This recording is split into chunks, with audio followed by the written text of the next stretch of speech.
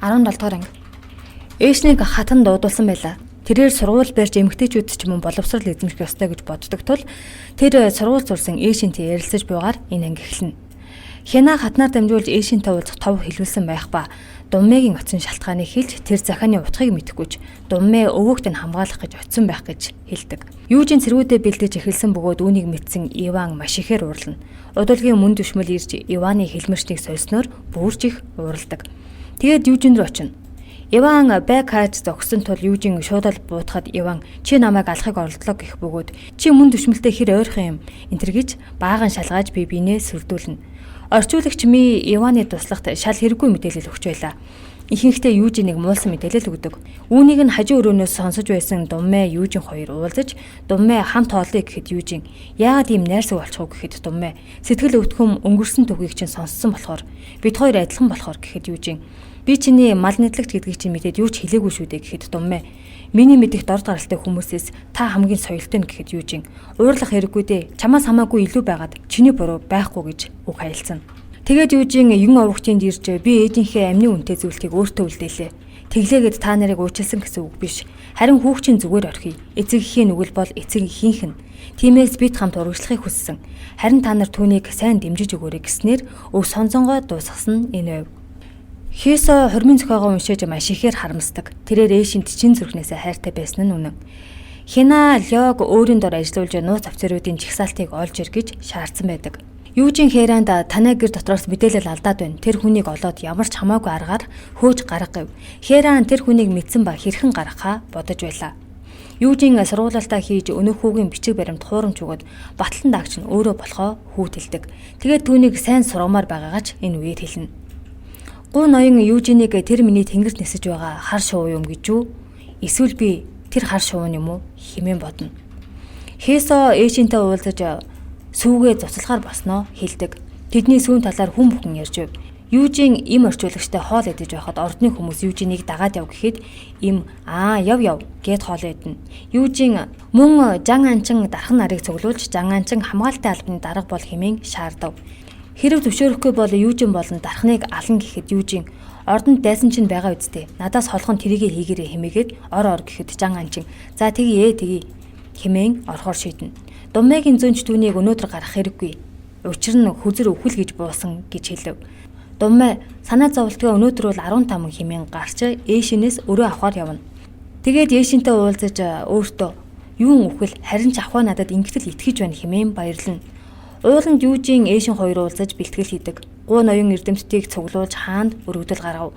Үүнийг сонсон Хаяши сайд Иван дээр очиж толгойлогчийг нь баривчил гадаад хэргийн сайд болсон бол ажлаа сайн хий гэж маргалдана. Думмэ чихэр авах гэдэг зогсож байхад түүнийг нүрээ нуусан хүн 2 удаа буудав. Түүн туслахаар Хисо ирсэн чи Думмэ ухаан алдаж унана. Гу ноёнтны гэртээ Японы цэргүүд ирж тэднийхийг нэгжиж байхад Юужин цэргүүдэд дагуулan ирснээр энэ анги төгсдөг. 18 дугаар анги. Япон Америк хоёр улсын цэрэг гу ноёны гэрт ирж Америк сургуультай ээшинийг холбоотой гэж үзэн нэг нь нэгчгээр ирсэн бол нөгөөх нь байцаагаар ирсэн байгаар энэ анги эхэлнэ. Юужин Японы хурандаатын эртний танил ба тэд сурагч байхдаа хөршүүд байжээ. Харин тэр жусонд ирэхдээ тушаал дэвсэн ирсэн нь энэ байлаа. Тэгээд Юужин ээшин болон хоёр туслахыг нь байцаан дагаад яв гэхэд ээшин яагаад гэдгээ тайлбарлах гэвэл Юужин Америк номлогчийн хэргийг бид эхнээс нь шалгаж байгаа. Тиймээс та дагаад явна уу? Өөрийн сүүхээрээ явж болно гэж Японоос өрсөж хэлэн түүнийг авч явдаг. Думмэ 2 удаа буудуулж эмнэлэгт хүргэгдэнэ. Түүнтэй Хисо хамт байх ба яаралтай хаалгаа хий гэхэд Думмэ эмчийг Иваны хүн гэдгийг нь мэдэх тул туслахуудаа хажуунаас нь бүх холд хэрэг би өвхөл энэ мөг алаараа гэж үүрэг өгөв. Ямар ч сумыг гаргаж авахд тэрээр ухаан алддаг. Юужин ээшиндээ тэд өвөгийн чинь эсргүүцлийг зогсоохын тулд чамайг барьцаалах гэж оролдож байгаа. Энд чамайг аюулгүй гэж бодсон тухайга хэлдэг. Мацумото эмч Думмэг цааш харуулах хэсгээ Иванаас асуухаар захиа хөрвүүлэх гэж байтал Хина ирж задлангийн хариуг харуулад ганц ч өдөр болтугай амьдрамаар байвал гүү Думмэг авар. Наад захиагаа явуулбал амьдрал чинь дуусгуулна гэж хэлчихэд гарч явдаг. Хесо ирж Думмэг шархадсан гэдгийг хэлж мөн ээжээс бүгдийг сонссон. Ямар ч өвөө аавынхаа өмнөөс чин сэтгэлээсээ уушлалгүй гэхэд Юужин сүүгээ цуцалсан гэж сонссон. Уучлаарай гэхэд Хисо тэрэнд чиний оролцоо байхгүй. Чи тэр эмэгтэйн төлөө хэр хоол явж чадах вэ? Бүхнийг орхиж чадах уу? Гэхэд Юужин би юу ч орхихгүй. Би бол тангараа өргөсөн Америк цэрэг. Тэгжвэж би ээшинийг хамгаалах болно гэж хэлдэг. Голорид Япон цэргүүд хүлээн авалттай байлаа. Тэгээд Хинаг хамт зугаацыг гэхэд Хина би мулгуу ирчүүдтэй зугаацдаггүй гээд өнөөх хошуучийн сэлмийг сугдтаад сэлмийг ингэж сугалдаг юм. Намайг ялбал өрөөнд чинь очиж зугаацъя л та гэх нь тэр. Ингээд Хина ялна. Үүнийг харсан хурандаа Такаши агуу эзэнт гүрний цэргүүд эмхтэй хүнтэй ингэж харьцдаггүй юм. Түүнийг уучлаарай хэмээгээд гар барина. Хэран гун ноёны гэрээс мэдээлэл гаргаад байгаа дуулсыг барин аавтай хамт гэрээс нь хөөдөг. Энэ үед гун ноён бусад эрдэмтдийн хамт эсэргүүцлээ зарласаар л байлаа. Иван болон Японы элчин сайд гуу саныг шийтэг тэгэхгүй бол манай бас ихээхэн ууртай байгаа. Гэх бол мөн төшмөл гуу ноёныг иргэд маш ихээр хүндэлдэг тул хэрэг тэгвэл бослог гарна гэж мэтгэлцэн. Хаан Японы саналыг дэмжиж бүх эрдэмтдийг хорихоор болдог. Хийсо сонныхоо эхний дугаарыг өнөөдрийн үйл явдлаар бичгээр болов. Японы төв банкыг нэвтрүүлэхийг эсэргүүцсэн гуу сан тэргүүтээ эрдэмтдийг баривчлаа гэх гарчигтайгаар сониноо бичиж тараадаг. Жанганчин гуу ноёнтой уулзаж ажилд орсноо мэдэгдээд гэрт нь болсон зүйлсийн талаар хэлж ээшин авах аюулгүй байгааг дуулгадаг. Жанганчин хаантай уулзаж гуу ноён юу ч буруу хийгээгүй гэхэд хаан би мэдэж байгаа. Багшийн гэрт нэвтэрсэн анхааруулга байсан баг. Тэр гадаа суувал илүү аюултай гэж бодоод хорьсон юм. Үүнийг сонсон ард иргэдийн бухимдал төрж Япончуудыг эсэргүүцэх болно. Ганцхан миний уур биш ард иргэдийн уур хэлэн илүү хүчтэй гэж хэлв. Үнэхээр энэ мэдээг сонссон Жусончууд Япончуудад үйлчлэгээ болж худалдаа наймаач хийхгүй хөөж тууж байлаа. Японы мөнгөн тэмдэгт хүртэл хаягдж үнэвэдсэн байдаг. Америк сургуулийн багшийг Японы эсрэг сурагчдаа дурхирсан гэж буруутгаж байв. Думмэ ухаан орж өөрөвчтэй тээвэрлэгчийг хурдан ол гэж тушаадаг. Харин энэ үед Южин Хисогоос Такашигийн талаар асуухад Такаши Баян айлын гэр бүлийн гишүүн байж магадгүй бөгөөд тэр гэр бүл Японы эзэн хааны дараа орох хэмжээний эрх мэдэлтэй гэдгийг нь хэлж өгдөг. Иван Такашид Жусан хүмүүс маш амархан тэдэнд хоол өг эсвэл чихэр тийм байхад л муусай юмнууд хууртан гэхэд Такаши маш ихээр уурлаж Жусанчууд манай өвөг дээдэст маш муухай хандаж байсан. Би түүнийг дахин давтуулмааргүй байна. Энгийн ард иргэд хамгийн аюултай. Тэд өөрсдийгөө ардын арим гэж нэрлэдэг юм. Шамшиг эх орноо зарахыг хүсдэг урвагчийг яагаад амьд байлгаж байгаа гэж бодож байна. Үр дагаврыг нь тэд мэдэж байгаа болохоор цаашаад Жусанчуудын итгэл найдварыг навсангах ёстой. Энэ үл миний хийх гол ажил. Мөн чи зам саад болох бүдүүлэг харьцах гэсэн хоёр үндсэн зүйлд оролцвол дуусна гэж мэд.